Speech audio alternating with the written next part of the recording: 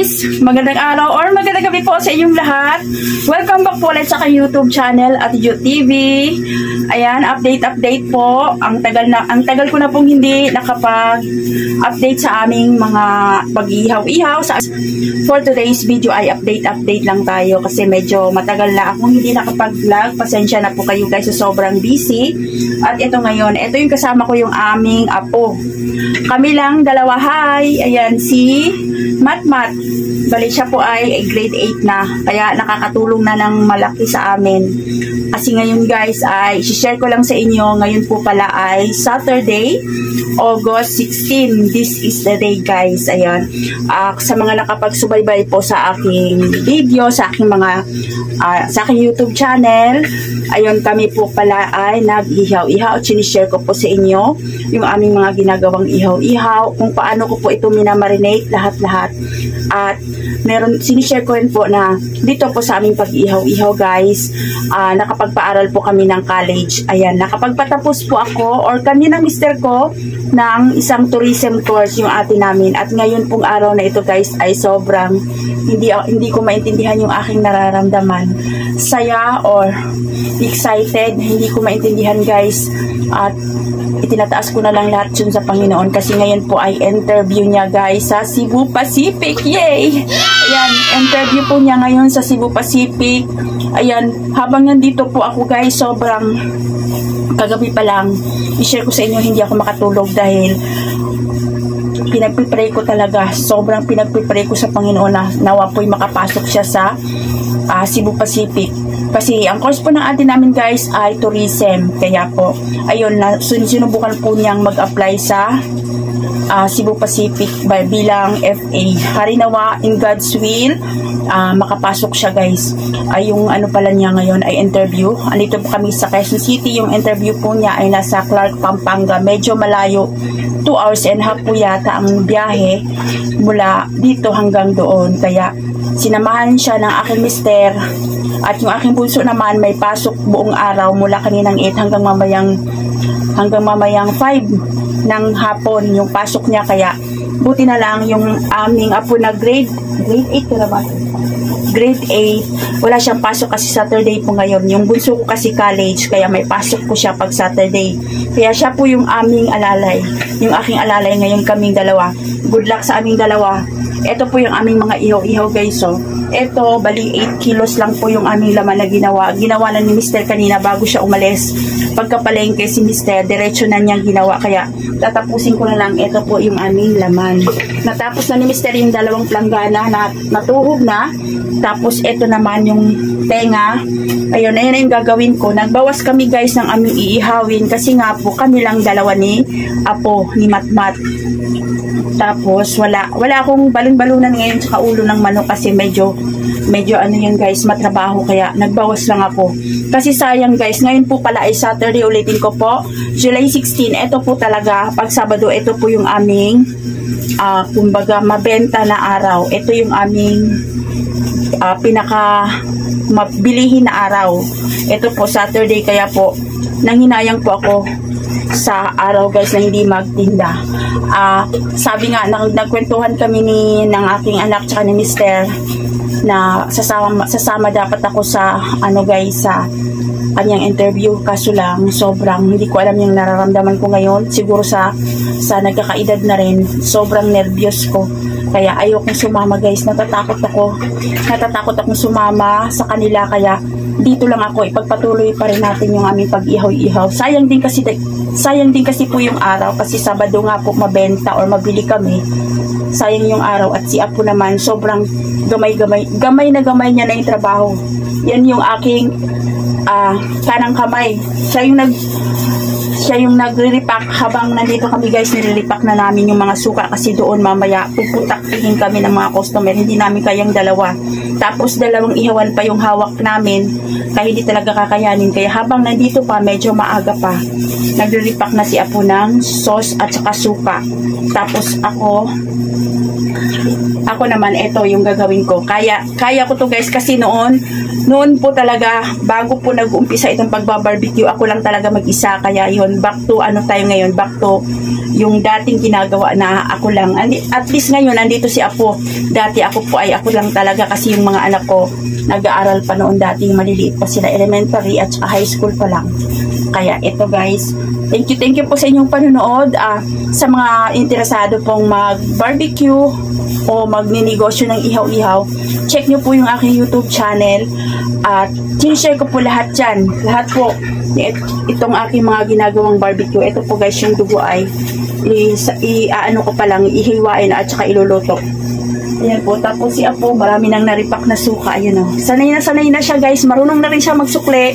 Marunong na rin siya umaalalay sa akin doon sa taas. Kaya, ayun, si Apo lang sapat na sa akin at least meron akong alalay. Tapos, update ko po kayo mamaya kung ano po yung resulta. Kasi, ayan, sobrang kaba. Sobrang hindi ako mapakali. Hindi ko mararamdaman, hindi ko maiintindihan yung aking nararamdaman. Halo-halo guys, takot, kaba, excitement, andyan po lahat.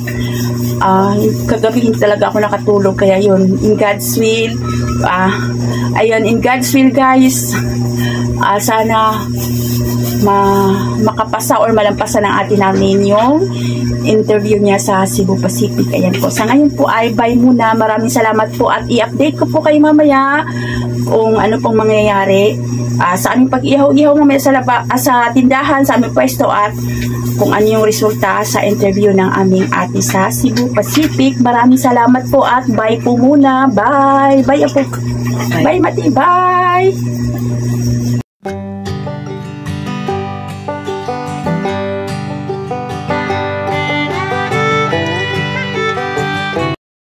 Hi guys, time check po, 9:10 na po ng gabi. Ayan, pagpasensyahan nyo po at hindi po ako nakapag-video habang kami po ay nag-iihaw-ihaw. Pasensya na po kayo guys, sobrang hindi kaya ng power guys, kasi kami lang dalawa ng apo ko. Dumating yung aking bunso, balis 5 AM na, naglatag po kami is 5 PM pala. 5 PM, tapos naglatag po kami 4 PM. So, bali, kaming dalawa lang ng apo ko. Sobrang hindi kaya, guys. Hindi kaya ng power na magbibideo pa ako. Kaya, pasensya po, hindi po ako nakapag-video. May mga video po ako doon sa aming ihawan. Kung i-check nyo po yung aking YouTube channel sa aming pag-ihaw-ihaw. At ngayon po, 9:10 na po ng gabi. At update po sa aming ate na nag-interview, hindi pa po siya dumating. Tinawagan ko si Mister, nasa Pulilan, Bulacan na daw sila. Kaya ayun, hindi pa, alam nyo guys, hindi ko maintindihan yung nararamdaman ko. Hindi niya sinabi, sabi niya hindi daw tanggap kasi nga daw hindi daw abot. Ewan po guys, update ko kayo mamaya kung ano yung nangyayari kasi yun lang ang sabi ni Mister. Tingnan po natin mamaya. Kaya ayun po, pasensyahan nyo po at hindi po ako nakapag-video sa amin habang nag-ihaw-ihaw kami kasi kami nga lang po dalawa ng apo ko. Kanina, 1 hour kami lang dalawa. Tapos kanina guys, akala ko kaya namin yung pala pagbugso ng mga tao. Hindi kaya guys, pasensya na po kayo. Medyo maaga po kami natapos. Bali, ang dami siguro ng inihaw namin ngayon ay nasa 25 kilos. Kasi kadalasan po, pag Sabado po, 30 kilos to 40 kilos iniihaw namin. Ngayon ay 20 kilos lang. Kasi kami nga lang po dalawa ng apo ko. Kaya yun sa awan ng Diyos guys, magsi-7 pa lang ng gabi na ubos na. At ngayon lang ako na nakapagbaba dahil nga pagkatapos po namin mag-ihaw, ang dami pa namin lilinisin. Kaya kahit naubos na, medyo 1 hour pa kami dun sa aming ihawan bago bababa dito sa aming bahay. Kasi ang dami pa nga pong lilinisin. Yung mga uling, yung dalawang ihawan, nililinis ko pa po yun guys. Tapos yung exhaust fan, inililinis ko pa yun araw-araw pagkatapos po mag-ihaw. Kaya ayun, thank you Lord God. At laging nauubos yung aming ihaw-ihaw. Sobrang kulang pa nga po, ang dami pang naghahanap. Kaya ayun, thanks God. At ayun, nauubos yung aming ihaw-ihaw. Tapos, ayun po, may kwento ko po sa inyo. Dahil din po sa aming pag-ihaw-ihaw, may lumilipad. Sa aming pag-ihaw-ihaw, dito po kami nakapag-graduate ng college, yung aming ate. Kaya hindi naman po sa nagmamayabang. Kumbaga, nag-ano lang ako guys, dahil pala dito sa pag-ihaw-ihaw, kumbaga,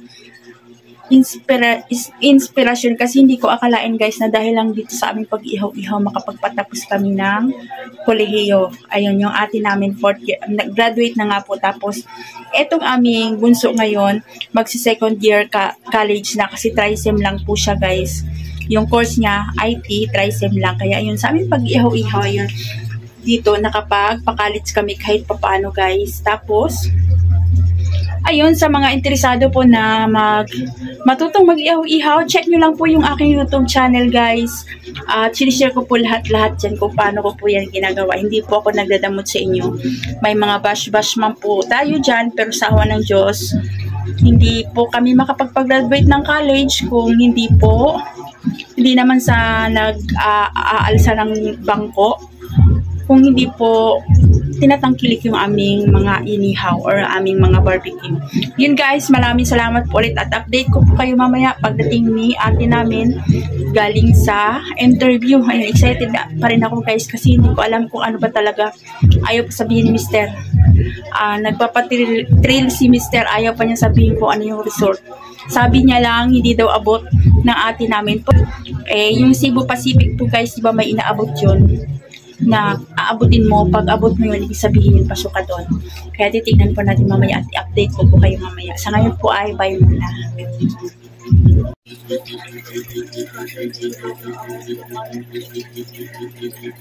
Ang taas! Kaya pala 5'3". Nakaganon na nga ako nun, no?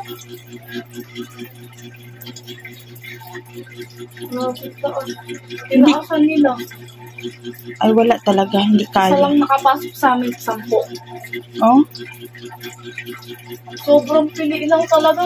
May iba nga, 10 sila. Walang nakapasok 5 isa. Ang dami namin, 8,000. Ang dami pala. Kaya pala, kuya nga, parang kita. Magkano pa masahe papunta doon? Support. Mura lang pala. Yung babae na kasabayan ko na eh. 7 years na siya sa cabin crew. Oh. Tapos nag-ano siya kasi nag-resign siya kasi tapos nito, nanganak siya. Tapos gumawa siya ulit siya. Kasi alam mo ba kung ilang taon na siya ba? Sorry, talaga kong bata. Pero boy, Walang po teenager. akala mo kaedad ko lang siguro. Mas mukha pa ang bata sa iyo. Kumba lang. Oo na. Hindi siya alat ng 37. Parang ano lang siya, 24, 25. Ang bata, no? Nagulat ako 37, hindi na talaga siya pwede kasi hanggang 27 lang pwede. Wala na. Kahit sabihin bata pa yung mukha niya, yung birth certificate niya, hindi magsisinungaling yun. Kahit may experience talaga Kung yun. naabot ako pa yung panghuli. Tapos hindi ko, ganun no? Tapos ayun guys, hindi nakapasok yung ate namin. Okay lang po yun at okay lang yan dahil first time po niyang mag-apply at first interview po. Bali 1 month na po siyang gumraduate kasi po ang gumraduate po siya July 11. So bali 1 month na mahigit. Pero okay lang yan, sumubok lang siya kasi yun talaga yung dream niya na maging FA. Ang height po kasi ng ate namin nasa 5'2.5" lang. Sa Cebu Pacific po meron silang pinapaabot kahit sabihin hindi mo sabihin yung height mo, meron silang guhit na aabutin mo, kailangan abot mo yon at hindi naabot ng ate namin, pero okay lang yan. Ang importante, sinubukan at tinry niya yung best niya na mag-apply. Tapos po, ang dami po palang applicant, so bali 8,000 sila guys, grabe. 8,000 applicant po yung pumunta doon. Ang akala namin yung nasa online lang kasi si ate namin nag-apply sa online tapos in-email po siya na pumunta siya sa interview. Ang akala namin pinipili lang nila yung makakapasok sa interview, yung pala hindi ko alam, marami yatang walk-in kaya yun napakarami, buti medyo maaga sila. Natapos sila guys 7 ng gabi. Ang schedule niya is 4 PM tapos hindi po nasunod yung schedule na yun. Kasi sa dami po ng interview or pumunta, nag-interview or nag-apply tapos pumunta. So bali, sabi nga po ng ate namin 8,000 daw sila. Kaya yun, okay lang yan, at least na-try ng ate namin na mag-apply at binigay niya yung best niya.